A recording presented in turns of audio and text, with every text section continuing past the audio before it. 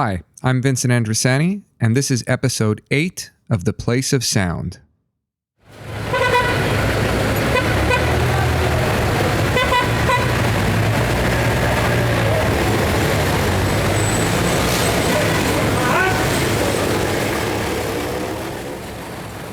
Thanks very much for tuning into this episode, and thanks also to those who've been following along through the first few episodes of the show. For those who are listening for the first time, The Place of Sound is a show that explores the theme of space, or the social geography, using sound and listening. We do so through a variety of audio media production formats, so you can expect to do a few different types of listening in a single show. Episodes consist of what we refer to as audio portraits, or oral history-style interviews that explore the topic of home.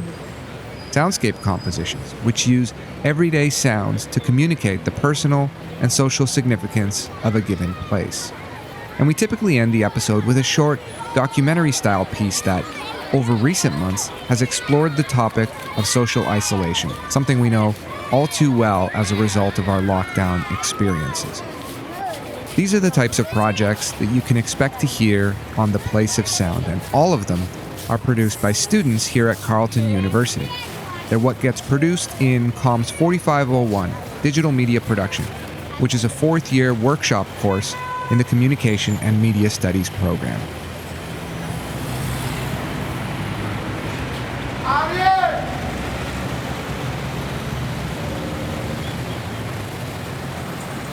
In the last episode, we listened to some great projects by Hamza Ali, Yaqing Zha, and Ladia Omoruyi. We have another round of great projects this time as well, but before we listen to them, we'll pause for a quick announcement by Jamie Sadgrove. Jamie is the Trans and Non-Binary Inclusion Coordinator in the Department of Equity and Inclusive Communities here at Carleton University. Jamie's got a key role in the university, and so they'll take a minute to say a few words about the Department of Equity and Inclusive Communities and what they do within it.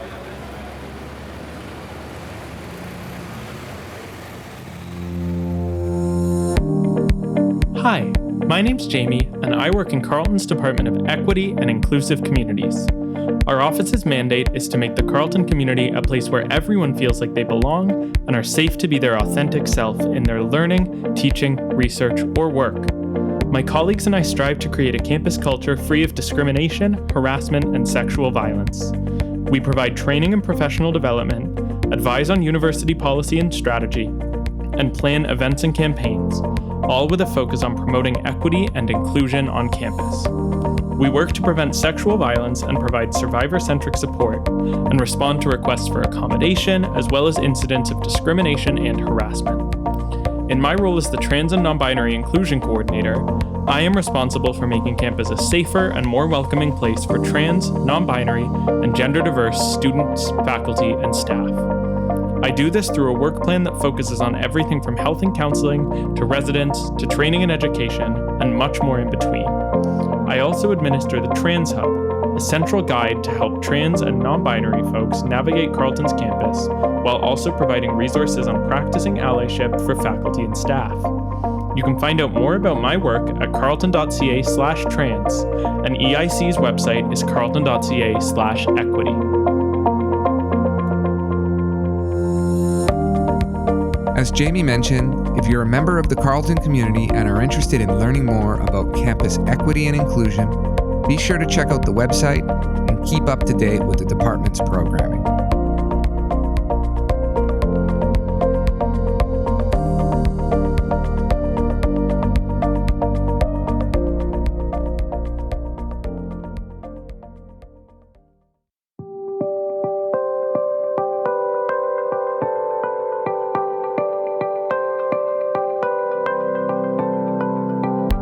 Okay, on to the projects.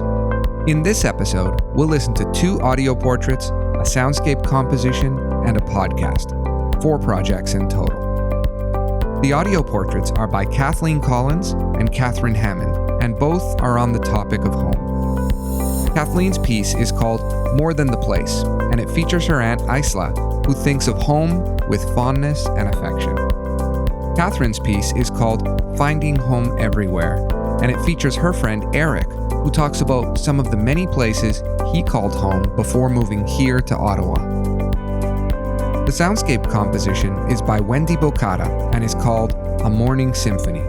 In it, Wendy lends a curious ear to some of the many sounds she encounters during her morning routine, which she says is her favorite time of the day. She takes this opportunity to reflect on how her morning rituals are also sonic rituals, and that the comfort she finds in them is at least in part a result of the sounds that are associated with them.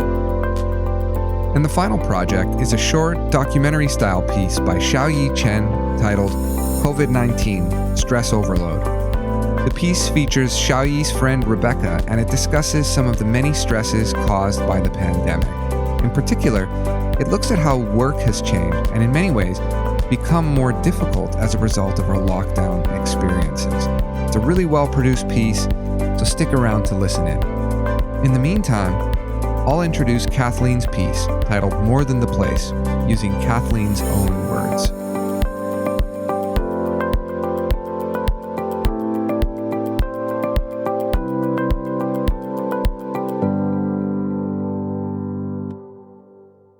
About the piece, Kathleen writes the following. This is an interview with Isla, age 50. She's my aunt who views family as the heart of the home. She talks about home in the context of a space where you can relax, recharge, and spend time with loved ones. Home is more than just a place where you live. It's the people who turn space into a home. So home for me is the place where I live with my family, and it's the place where you go to unwind, relax, recharge, and share with those that you love. It's your safe space. For me, it's the place where I've started my life with my husband and where I've raised my kids. So it's a loving place, I hope. So it's more than just the place that you live. I think it's what you do in that space.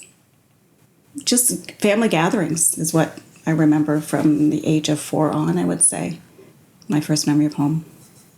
We like to celebrate occasions. And at a big party, I think there were like 80 people here, and we celebrated our landmark of 25 years together, which is, something to be celebrated, especially these days. And we just brought all the people that we love, friends and family, and it was the most amazing feeling, really, just to be surrounded by your loved ones and to look around the room and say, you guys are all my favorite people in my home, and we're celebrating, this milestone, and it felt good. Yeah, we brought drummers in, we danced, we ate, we laughed in our home. And I think it's like a housewarming. It warms up the home. I think it leaves the home with a good vibe, I feel. Home is the place where you can truly be yourself and unconditionally loved, rest, share, recharge, be safe. Home, place where you just, unwind, relax. The next piece we'll listen to is by Catherine Hammond and is called Finding Home Everywhere. In it, Catherine interviews her friend Eric, who's lived in more than a few places: Hong Kong, China, France, England, and now here in Ottawa. Eric's got a fascinating story and an interesting take on home, which you'll learn more about in just a second. Eric, over to you. Okay, my name is Israel. I go by Eric. Yeah, so I lived here for 4 years, mainly just for school. And prior to my arrival, I kind of also never visited here. I'm originally from the Congo. One of the major places I lived was in China, specifically in Hong Kong and in southern China, which is Guangzhou. And then I also lived in England for a couple of months, maybe 6, almost a year. And I lived in France as well. And then lived here, of course. So I'm now here in Canada. Yeah, kind of I was fortunate enough to be able to just live in many different countries at a younger age. Now, if you ask me how, that's because my dad used to own a company, and my dad used to import biomedical devices and sell them to the Congo and things like that. And as his business grew, rather instead of him living, all by himself in all these places, so it was easier to just move the entire family there with him. And so that's how I had a chance to kind of like live in all these different places until finally moved here and decided to settle. Every place I'm very unique, I'm very unique to themselves and to the culture and things like that. But one thing that I came to learn over the years is that one thing where you will never waste your money is basically traveling. You learn a lot about other people and other culture and things like that. But I just came to appreciate the little places. Like, of course, I love Canada, and I think it's not my favorite place, but if I have to settle, I think I'll live here because it's just like the air, the lifestyle is kind of like it's easier. The generic understanding of a home is just like, a physical place where you can go at the end of the day. That's definitely what I think of. But like, I think mainly home is kind of like, it's kind of like cliche, but I think where the hearts belong, I guess. And, like I travel, oftentimes when I travel, I go to, I was in New York and I go to LA and all these places. And then it's exciting when you leave Canada. But then when you come back, just like, it's nice to be home. That just like, and it's not just about the place. It's just that, that at the end of the day, you can go out there, do whatever. And then you will have at the end of the day, you have a place where you can go that doesn't require too much of you. It's also a combination of like people you love and your family being there, I think like it's most importantly just like family. If you have your family, or at least like people you love, people who make you feel like yourself. And that's where I embody the word home, I guess. It's not really the physical place itself, because you can move from one place to another. But if you wherever you go, you have a stronger relationship with that particular community. Again, it goes back to kind of like the relationships, the friendship that I've met here, people that I met, right? It's not necessarily the place itself. And I think, being here, meeting different people, connecting at a different level, and being with, people who became friends and girlfriends and boyfriends and all that, it kind of like give you a sense of something to look forward to when you come to Ottawa. It's kind of like, I'm going to go to Ottawa, hang out with my girlfriend, hang out with this guy, haven't been a while and things like that. But versus if you just like, there was nobody here, then it wouldn't give you, as much as the city is attractive and all that, you wouldn't really necessarily have that necessity to stay here or something. It would be like, Ottawa was a cool place, I'll visit again. But it wouldn't make you feel like a second home. But then like by being here for the past 4 years, having connections, both at the personal level, even at a professional level, at the government, and, being able to work in different places, having relationships, like professional relationship with like different people at the, level of the government and things like that. You at least know that, okay, you have friends, and then you have possibility people that you can reach out to if you're looking to apply for a job and things like that. So I think it's kind of like a combination of kind of like having those strong, solid relationship that kind of like, that can make you miss, or at least, think about. And then, that's, at the end of the day, you'll be like, definitely going to go back there because I have all these people and that I can have fun with, laugh with, and cry with, and all that. Hi, I'm Wendy, and today, instead of going out into the world, I decided to explore the different sounds in a very familiar environment, my own house, where I spend most of my days and I do a lot of activities. So I chose this space because I believe that we're constantly surrounded by many sounds that we often tend to neglect, but that can actually be quite interesting. So for this soundscape, I decided to take some time and to listen closely to my morning routine. My favorite time of the day is definitely the morning, when most people are still asleep and it is just very quiet.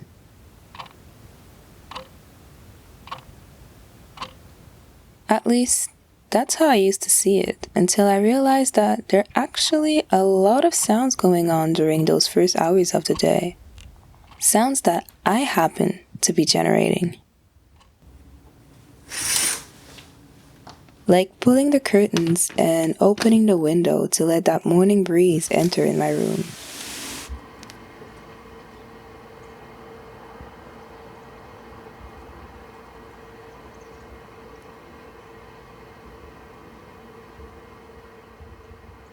Then, making my way to the kitchen, led by my noisy slippers clapping on the floor, I reached what is probably my favorite thing in this entire house, the coffee machine.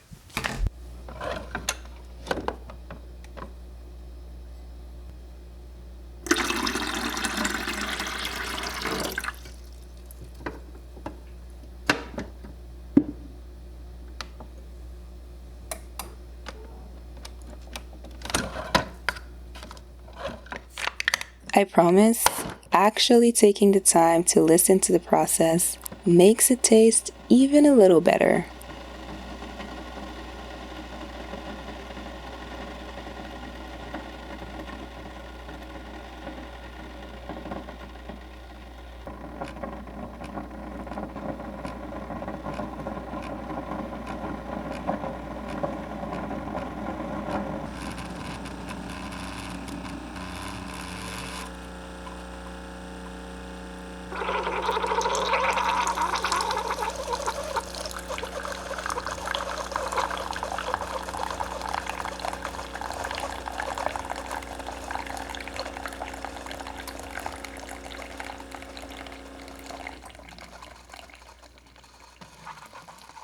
But what's a good coffee without a sliced orange and a couple of Nutella toasts?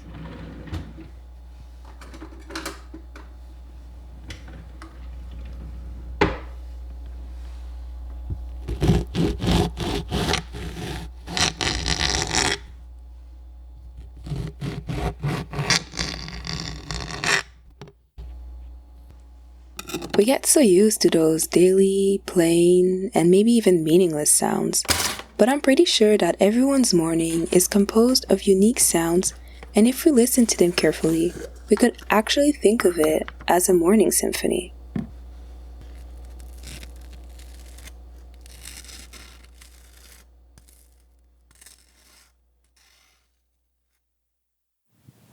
Hi, I'm Xiaoyi Chen. You are gonna be listening to my podcast. The topic of the podcast is the stress overload under the COVID-19 conditions. In the podcast, I shared about my friend Rebecca Ma's experience, and you can hear what her life was like and how she felt during the pandemic.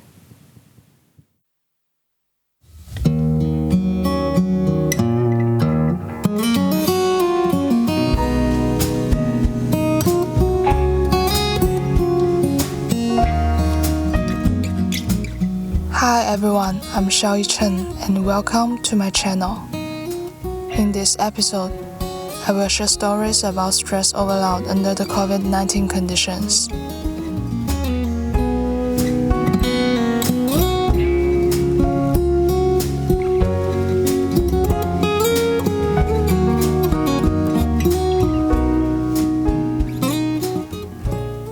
The COVID-19 pandemic has brought a great impact on people's work, study, and daily life. People were forced to limit most of their activities at their homes. It is no longer an odd thing to study and work at home. Because of the pandemic, people's living habits have changed dramatically. This change also brings great psychological pressure to people. If people stay indoors for a long time, it's easy to have anxiety, irritability, and depression. And frequent checking of phones and staying up late will disrupt the normal work and rest time of people, resulting in insomnia. In this tough situation, people's mental health needs to be taken care of. To get a better idea of the mental condition of people under the pandemic, I went to my friend Rebecca Ma's home in Shanghai and had an interview with her. She is now an employee of a corporation in Hong Kong. However, because of the COVID virus, She had no choice but to stay in the mainland. She told me due to her job requirements, she often needs to have meetings with the cooperative partners in the mainland. If she returns to Hong Kong, then she will be quarantined for 14 days. If she needs to come back to the mainland and meet with the cooperative partners, she will need another 14 days quarantine. She said, "It takes almost a month. It's a waste of time." As a result, she was forced to choose to stay in the mainland and work online. Rebecca has been working at home since last March. "I can't believe it's over 1 year. It's terrible." Rebecca told me her life changed a lot since the outbreak of COVID virus. Almost every day, she lives under invisible stress. "I got so many online works to do every day. I need to have Zoom meeting with my group members and leaders in Hong Kong and report my work process." After the pandemic, her workload has obviously increased, and communicating with her colleagues has become more complicated. It used to take 1 minute to communicate successfully, but now it may take 10 minutes or more. She needs to spend more time texting, writing emails, and waiting for the other person to respond.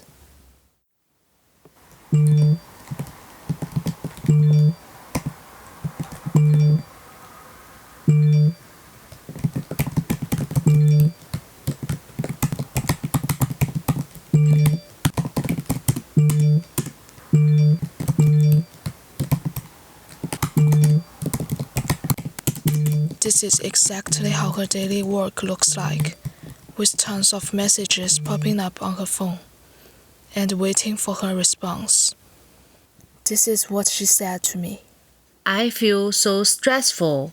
I don't have a pleasant working experience and I can't sleep well." In addition to the pressure from work, she also had pressure from social connections. Rebecca said she didn't have many friends in Shanghai, so she usually stays at home by herself, and because of the pandemic, she can't travel to other places for relaxing. "I haven't hung out with my friends for about 3 months already. This makes me so sad." She used to be very fond of traveling, and she went out with her friends almost every month. However, she is now afraid to go anywhere, but stays at home, limiting most of her social life to the internet. This kind of lifestyle also increased her anxiety and restlessness. "That's why I started playing the guitar. Playing the guitar makes me feel calm and relaxed. It can reduce my mental stress effectively."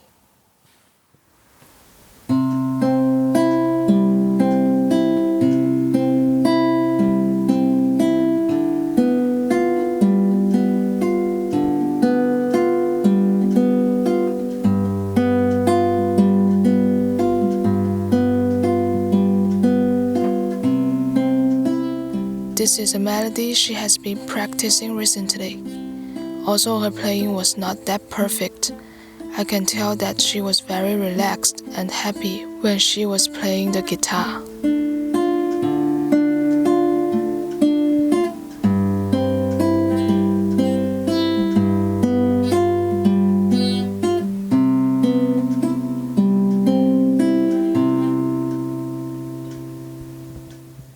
Last month, she signed up for an online guitar class. She tries to reduce her stress by enriching her spare time. The reason she chose to take online courses is because the schedule can be more flexible for her. Her work is so busy that offline courses are not suitable for her anymore. Rebecca told me that after learning to play an instrument, her anxiety and the pressure she used to feel was gradually reduced. She thought one of the most important shifts during the pandemic began here. She said the pandemic had turned her life upside down, while the new hobby makes her life more colorful. It's just like an angel have saved you from the hell.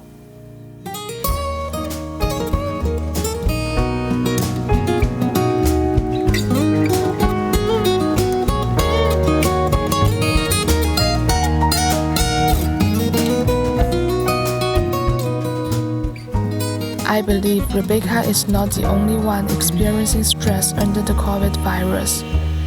There are probably people from all over the world who are experiencing this, and perhaps you, listening to this channel, are also experiencing stress under the COVID condition. How about trying Rebecca's way to help yourself? If your friends have this problem, how about try to stay in touch with them? Maybe they just need someone to talk to. Except from protecting yourself from the virus, you should also pay attention to your mental health no matter you are experiencing lockdown, quarantine, or in daily life. Last but not least, wear masks and stay safe. Thank you for listening to this episode, Stress Overload under the COVID-19 conditions. Hope you enjoy it. I'm Xiaoyi Chen. I will see you next time.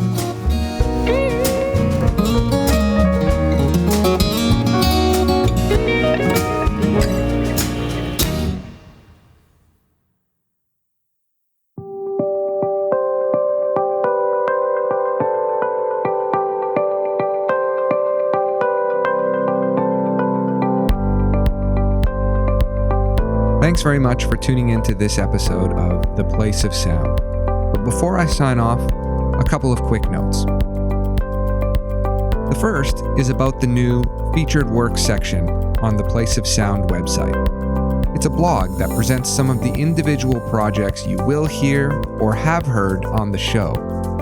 On the site, of course, you're able to play the audio work itself, but you can also see some of the original photos and the writing that students produce to go along with the audio. Since you can't read that writing or see these photos on the radio show, this is a great way to access it. So check that out in the blog section on theplaceofsound.ca. And the second note is that we've now put together enough episodes that there's a bit of an archive emerging. To listen back to previous episodes, you can find them in two places, on ckcufm.com or on the website at theplaceofsound.ca.